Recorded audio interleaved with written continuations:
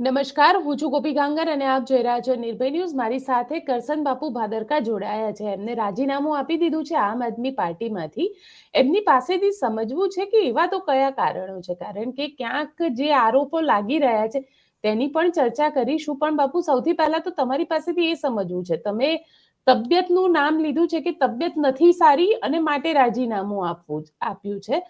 પણ તબિયત તો 1.5 વર્ષ પહેલા તમારી બાયપાસ થઈ હતી, એટલે 1.5 વર્ષના સમયમાં તો ઘણી બધી રિકવરી આવી ગઈ હોય.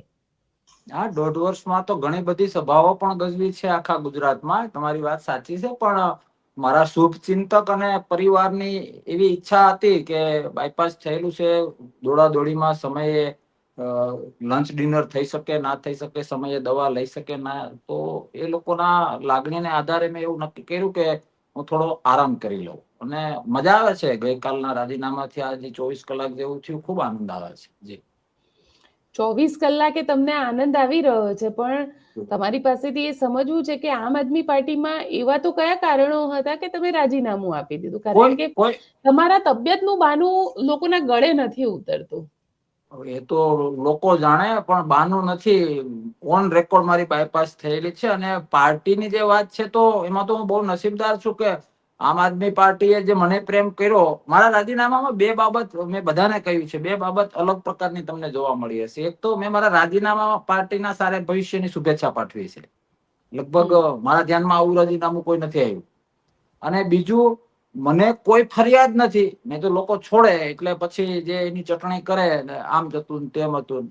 મારા કેસમાં એવું છે જ નહીં. મને પાર્ટીએ પ્રેમ કર્યો, એવો પ્રેમ નસીબદારને મળે. પાર્ટી આજની જે આમ આદમી પાર્ટી ગુજરાતમાં છે, એ જે આપી શકે એ તો બધું મને આપ્યું છે. મને મોટા મોટા સ્ટેજો આપ્યા છે, મને એક બબે સીએમ વાળા સ્ટેજો આપ્યા છે, લોકોનો એટલો પ્રેમ મળ્યો છે. એટલે કોઈ જાતની ફરિયાદ નથી બાપુ પાસે. ફરિયાદ હોય પણ નહીં, કારણ કે મારું બેઝિક તો હું યુથ મોટિવેશન નો જીવડો છું. હું તો યુવાનોને પણ શીખવાડું કે કઈ રીતે રડતા રડતા હસી શકાય અને કઈ રીતે હસતા હસતા રડી શકાય. એ બાબત જો હું યુથમાં એન્ટર કરી શકતો તો મારું તો શું કેવાય, મારો કંટ્રોલ પર તો મારો કંટ્રોલ કરી શકું. જી, પણ એવું પણ કહેવાય રહ્યું છે કે ગોપાલ ઇટાલિયા સાથે તમારે નથી બન્યું અને માટે તમે રાજીનામું આપ્યું છે, અને ક્યાંક ગોપાલ ઇટાલિયા સાથે તમારી કંઈક કંઈક તો એવી ટસલ થઈ છે જેના કારણે તમે રાજીનામું આપ્યું છે. બેન, હું એ ટાઈપનો માણસ નથી, એ ટાઈપની લીડરશિપ નથી. મારે ન બોલવું જોઈએ. પાર્ટી કોઈ પણ હોય ને, એ કોઈના પપ્પાની જાગીર ન હોય. પાર્ટી આઈડિયોલોજી ઉપર ચાલતી હોય. એમાં કદાચ માનો કે આવું કઈ છે નહીં, પણ કદાચ એક ફેમિલી હોય તો ત્યાં બે જણાને કદાચ 19-20 હોય, શક્ય છે. આવડી મોટી પાર્ટી, કોઈ પણ પાર્ટી હોય તો ત્યાં થોડુંક 19-20 કદાચ હોય એવું માની લઈએ. પણ તોય મારી પાસે એટલી મેચ્યોરિટી તો છે અને એટલો અનુભવ તો છે કે મને એટલી ખબર પડે કે પાર્ટી કોઈના પપ્પાની જાગીર છે નહીં. અને જો પપ્પાની જાગીર માનીએ તો એ પાર્ટીમાં કઈ બરકત આવે નહીં. એટલે આવું કશું જ નથી. જો અમારે બંનેને ના બનતું હોય તો વિસાવદરની મારી મહેનત ગ્રાઉન્ડ ઉપરની, હું નથી કહેતા, તમે મીડિયા થ્રુ અથવા પબ્લિકને પૂછો, મને જે સરસઈ જિલ્લા પંચાયત સોંપવામાં આવી હતી, સોરી સરસઈ નહીં, નામ ભૂલી ગયો, એ મારી જિલ્લા પંચાયત કાલસારી જિલ્લા પંચાયત સૌથી હાઈએસ્ટ લીડ ત્યાંથી મળેલી છે. બીજા નંબરની મને ચુડા જિલ્લા પંચાયત આપવામાં આવી હતી, સેકન્ડ હાઈએસ્ટ ત્યાંના મત છે. તો બંને જે મને જિલ્લા પંચાયતો સોંપવામાં આવી હતી તો નંબર 1 પર ને નંબર 2 પર છે. બાકી તો અત્યારના આપણા કેવું ગંદુ રાજકારણ પાડી દેવાના વેલામાં હોય ને, મને એ ટાઈપની છીછરી રાજનીતિ ફાવતી નથી. અને કદાચ માનો કે ઘડીક વાર માની લઈએ તો એક બે જણા સાથે પેલું ના હોય એનો મતલબ કે પાર્ટી થોડી એવું ના હોય. હું વ્યક્તિગત એટલે તમારાને ગોપાલ ઇટાલિયા વચ્ચે બધું જ સરખું નથી, એવું છે? નહીં, બધું અમારે ક્યાં હૈયારું જ નથી, ક્યાંય બધું સરખું જ છે. એ એમનું કામ એમની પાર્ટીએ અને લોકોએ જે એમને જવાબદારી આપી એ કરે છે. મને પાર્ટીએ જવાબદારી આપી એ હું કરું છું. અને હા, મને એવા પણ ઘણા લોકોએ કહ્યું કે બાપુ તો થોડોક ટાઈમ સાયલેન્ટ થઈ જવાય ને એમ. પણ મારો એ સ્વભાવ છે કે હું કાલથી આજ સુધીમાં અનેક વખત બોલી ચુક્યો છું કે હોદ્દો આપણા થકી ચાલવો જોઈએ. આપણે એવા માયકાંકલા ના હોવા જોઈએ કે હોદ્દા થકી આપણે ચાલીએ. મેં જે કઈ કહ્યું એ તાકાતથી કર્યું હોય, આખું ગુજરાત જાણે છે, તમે લોકો પણ જાણો છો. કરો તો તાકાતથી કરો અથવા ન કરો. એટલે એમાં હું હોદામાં સાયલેન્ટ થઈ જાઉં ને પછી ઘરે બેસી રહી, કઈ ફોન આવે, મીટિંગ આવે તો કે તબિયત ના તેમ, એ ગેંગે ફેફે મારા સ્વભાવમાં નથી. જી. તમે કહી રહ્યા છો કે તમારા સ્વભાવમાં નથી, પરંતુ ક્યાંક એટલે એવું માનવામાં આવે છે કે આમ આદમી પાર્ટી અત્યારે તો ગોપાલ ઇટાલિયાની જીત બાદ ઘણા બધા નવા સદસ્ય જોડાઈ રહ્યા છે, અને એમાં તમારું રાજીનામું, ગોપાલ ઇટાલિયાની વાત આવવી, આ બધી જ વસ્તુને લઈને આપ શું અલ્ટિમેટલી આપને શું લાગી રહ્યું છે કે હવે આમ આદમી પાર્ટીમાં ફરી પાછા જવાનું, કે પછી આ રાજનીતિને જ તમે અત્યારે ટાટા બાય બાય કરી દીધી?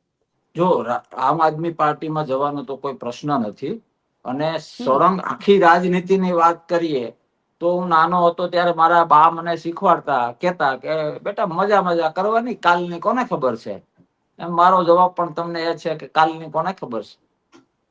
એટલે કોંગ્રેસમાંથી તમે આવ્યા છો, તમારું ઓરિજિનલ ગોત્ર તો કોંગ્રેસનું કહેવાય, એટલે કોંગ્રેસમાં પાછા જવાના પ્લાનિંગ સાથે કરી રહ્યા છો? કોઈ પ્લાનિંગ નથી, કોઈ એટલે કોઈ પ્લાનિંગ નથી. કાલે રાજીનામું આપ્યું, તમારા જેવા મીડિયા વાળા મિત્રો સાથે વાત કરી, જે લાગણીશીલ લોકોના ફોન આવ્યા એ રિસીવ જેટલા થયા એટલા બધા સાથે વાત કરી. કોઈ જ પ્લાન નથી. પણ હું એ ટાઈપનો નેતા નથી કે અત્યારે ગમે એ સ્ટેટમેન્ટ આપી દઉં અને કાલે પછી મારા ફેસને અરીસામાં મને લાફો મારવાનું મન થાય. આજે હું તમને એમ કહું કે હું કોઈ પાર્ટી જોઈન કરવાનો નથી, અને માનો કે અમુક સમય પછી ઉપડી, માનવ સહજ છે, અને જોઈન્ટ કરી, તો હું ખોટો પડું? હું તમને અત્યારે એમ કહું કે હું કોઈ પાર્ટી જોઈન્ટ કરવાનો છું, અને પછી મને ઈચ્છા ના થાય, હું જોઈન્ટ ના કરું, તો પણ હું ખોટો પડું? એના કરતા આજના લગ્નના ઢોલ આજે વગાડ લઈ, ભવિષ્યના લગ્નના ઢોલ ભવિષ્યમાં વગાડશે.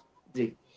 તમે કહી રહ્યા છો કે આજના લગ્નના ઢોલ, એટલે ક્યાંક બાપુ ત્યાં ચર્ચા જે અહીંયા આગળ થાય છે, અને મીડિયાની અંદર જે ચર્ચા થઈ રહી છે, આજે ઘણા બધા મીડિયા એને કવર પણ કરી છે કે ભાઈ કરશન બાપુ ઉપર ક્યાંક એવા આક્ષેપ લાગ્યા કે પાર્ટી વિરોધી કંઈક કૃત્ય કર્યું, અને એના કારણે પાર્ટી એમને કાઢે એ પહેલા કરશન બાપુએ પોતે રાજીનામું આપી દીધું. શું કરશન બાપુએ શું પાર્ટી વિરુદ્ધ? આ બધા મનના ઉભા કરેલા પેલા વેમ છે.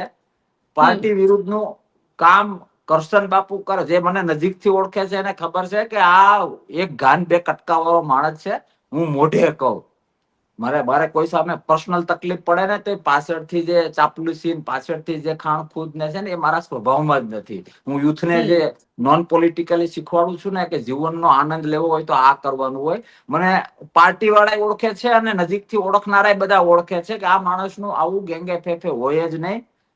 સીધી બાત, નો બકવાસ, ચોખ્ખું કહી દેવાનું. અને એ જીવનમાં પણ મજા આવે. મને તમારા પ્રત્યે કઈ રાગ દેશ હોય ને હું મનમાં રાખવું, ધીમે ધીમે ધીમે રોગ મોટો થતો જાય. એના કરતા હું નાની વાત એકડો ઘૂંટાય ત્યારે જ કહું કે ગોપીબેન આમાં મને થોડુંક આવું લાગ્યું, તો તમે સમજવું હશો ને તો તમને પણ ગમશે કે આ માણસે મનમાં ના રાખ્યું, મારા સુધી પહોંચાડ્યું. વાયા વાયા વાયા આવે એ પછી સામાજિક વાત હોય કે રાજકીય વાત હોય, એ મારા નેચરમાં નથી. જી. તો હવે શું, હવે ખરેખર બાપુ આરામ કરશે, કે પછી રાજનીતિમાં આગળ, કે 27માં ફરી બાપુ જોવા મળશે? 27 ને તો હજી બહુ વાર છે. હું ફરીથી એ જ જવાબ હશે કે આવતીકાલ કોણે જોઈ છે? આવતીકાલે તો માનો કે ગોપીબેન ક્યાંક MLA MP બની ગયા હોય. આવતીકાલ કોણે જોઈશ? બાપુ મારે રાજનીતિમાં નથી જવાનું, મારે ના ના, હું આ જ સવાલ કરી રહી છું. એવું ના હોય બેન. સુજાડે ભગવાન, સુજાડે. Everything is decided. આ જગતમાં બધું જ નક્કી હોય છે. કુદરત આપને સુજાડે કે બાપુ ચલો આજે આ તારીખ થઈ ગઈ, રાજીનામું આપો. તમારું લેસન વર્ષનું હતું, એ પૂરું થયું. જી. એટલે હવે તમે આમ હું રિપીટ જોવા, કરું છું, લેસન વર્ષનું હતું એ પૂરું થયું. અચ્છા, લેસન પૂરું થયું છે, પણ આગળનું ચેપ્ટર તો ઓપન કરવાનું ને? આગળના ચેપ્ટરમાં તો મેં કહ્યું ને, આરામની જરૂર છે. અને પરિવાર તો કોઈ પણ પરિવાર હોય, આપણા શુભચિંતકો હોય, એ કહેતા હોય કે બાપુ કેટલું ટ્રાવેલિંગ ને દોડા દોડી, ટાઈમે દવા ના, આ તે બધું જેને બાયપાસ કરી હોય એને ખ્યાલ હોય. બરાબર. ઘણા મને એવાય ફોન આવે કે 2 દિવસ પહેલા તો તમે હાકલા પડકારા કરતા હતા, આમ કેમ થયું? એટલે મારો એક નિયમ છે. માનો કે તમારા સ્ટુડિયોમાં હું કામ કરતો હોઉં ને 8 વાગે મારે રાજીનામું આપવાનું હોય, તો 7:59 સુધી મારે 100% અથવા તો શક્ય હોય તો 1000% સ્ટુડિયોને, પાર્ટીમાં હોય તો પાર્ટીને આપવા જોઈએ. એટલે મેં કાલે રાજીનામું આપ્યું, એના આગળના દિવસે હું એક ચેનલમાં ખૂબ તાકાતથી અમે ઇન્ટરવ્યુ આપ્યો. એ ચેનલ હેડનો મને ફોન આવ્યો તો, બાપુ આવું મારી જિંદગીમાં પહેલી વાર બન્યું કે આ તમે એટલી તાકાતથી મનોબળ સાથે કોન્ફિડન્સથી ડિબેટ આપો છો.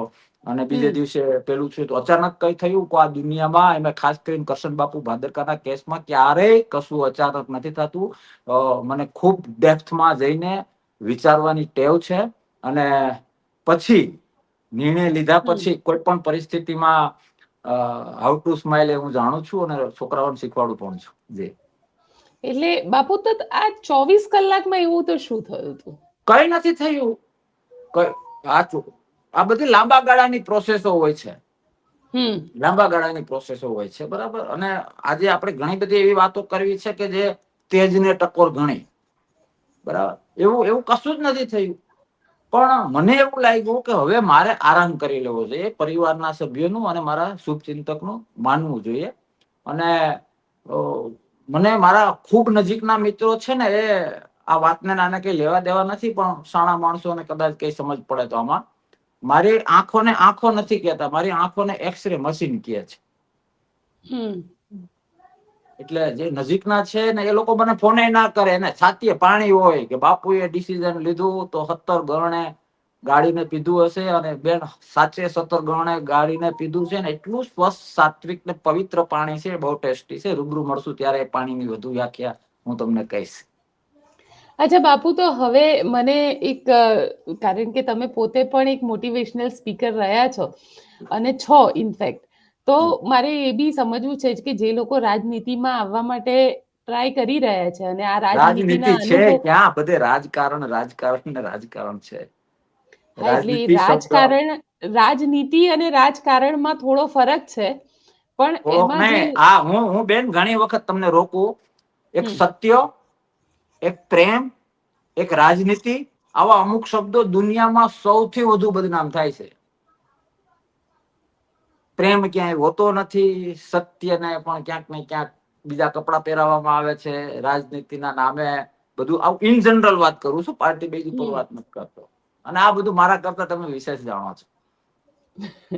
એટલે હું તમને એ જ કહી રહી છું કે એ જ રાજકારણ અને રાજનીતિ, આ બંનેમાં જે લોકો આવવા માંગી રહ્યા છે, તમારા અનુભવ પરથી શું કહેશો? તમે આ જે 1.5-2 વર્ષ અનુભવ લીધો, તમે જેટલા સક્ષમ હો, હું તો એવું કહું કે રાજકારણમાં ના આવવું એટલે લોકશાહીના દુશ્મન. લોકશાહીના સાચા ચાહક હોઈએ તો રાજકારણમાં રહેવું જોઈએ. તમને જે પાર્ટીમાં મજા આવે એ પાર્ટીમાં રહેવું જોઈએ. કારણ કે તમે એનો હિસ્સો હશો તો કેટલી ગંગા છે ને કેટલી ગટર છે એની ખબર પડશે. અમે ભણતા ત્યારે અમારા સાહેબ અમને એવું શીખવાડતા કે ગટર સાફ કરવા માટે ગટરમાં ઉતરવું પડે, કીચડવાળા કપડા થાય, ડાઘા લાગે, લોકો વાતું કરે કે એટલો સુંદર છોકરો કે એટલી સુંદર છોકરી ગટર થઈ ગઈ. પણ ગટર સાફ કરવી હોય તો અંદર ઉતરવું. અત્યારે રાજકારણને લોકો કઈ નજરે જોવે? પાર્ટી કોઈ પણ હોય, દૂરથી ખરાબ છે, નેતાઓ બધા આમ હોય તેમ હોય, આવી બધી વાતો કરે, પણ એને સાફ કરવું હોય તો અંદર ઉતરવું પડે. અંદર ઉતર્યા પછી એમ લાગે કે જે મારા હાથમાં કેમિકલ છે એનાથી આ સાફ થાય એમ નથી, તો બહાર નીકળીને પાછું બીજું સરસ મજાનું ડબલું લઈને ઉતરાય. આ વાત પણ મારી ગર્ભિત છે, સમજી જજો. તમારી આ ગર્ભિત વાતમાં ઘણું બધું તમે કહી દીધું છે. મને આવું જેવું આવડે એવું બોલું છું, તમે જે સમજો એ. સમજવાનું તો જનતાને છે ને, જનતા સમજી પણ રહી છે બાપુ.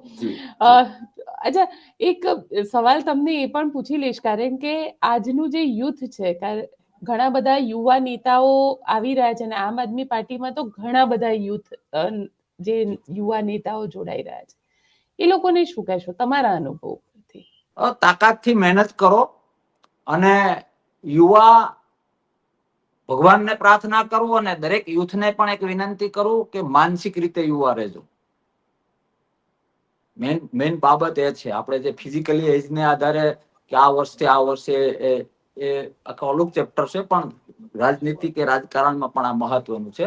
તમને જે ગમે એ પાર્ટીમાં તાકાતથી મહેનત કરવી જોઈએ, અને ઘરનું ધ્યાન રાખતા કરજો. જી. ઘરનું ધ્યાન રાખતા મહત્વપૂર્ણ ઇન્વાઇટેડ કોમાં કહી શકાય. જી. બિલકુલ બાપુ. નહીં, એવા છોકરા છોકરીઓ છે કે જે સમયે હું તો મેં કહ્યું ને કે લોકશાહીના સાચા રક્ષકે આમાં આવવું જ જોઈએ, પણ પરિવારમાં એક જવાબદારી હોય છે અને એ બધું કરીને પછી દેશની સેવા માટે ને લોકશાહીની સેવા માટે કરીએ એ વધુ સોનામાં સુગંધ પડે. એટલે કમસે કમ મા બાપ ચિંતામાં ના રહીએ, વડીલો ચિંતામાં ના રહીએ, આપણો માળો કમ્પ્લીટ રહીએ. જી બાપુ, કોંગ્રેસમાંથી આમ તો ઓરિજિનલ ગોત્ર કોંગ્રેસનું છે તમારું, પાછા કોંગ્રેસમાં જશો? કાલની કોઈને ખબર નથી, મને આમંત્રણ તો મોટા મોટા આવે છે મસ્ત મસ્ત કંકોત્રીમાં. પણ કંઈક તો વિચાર્યું હશે ને? નહીં વિચાર્યું, હવે હજી તો લગ્નની વાર છે તો એ લગ્નમાં પુગા હે કે નહીં અત્યારથી શું ખબર હોય. ચલો જોઈએ તમે હવે આગળ રાજનીતિમાં શું કરશો. જી. આપ પેલો અમારી ફોન સાથે તમને કરીશ, કઈ ચોક્કસથી પણ બાપુ, કરીશ તો પેલો ફોન તમને કરીશ. ચોક્કસ ચોક્કસ બાપુ, જી. આપ અમારી સાથે જોડાયા તેના માટે આપનો ખૂબ ખૂબ આભાર.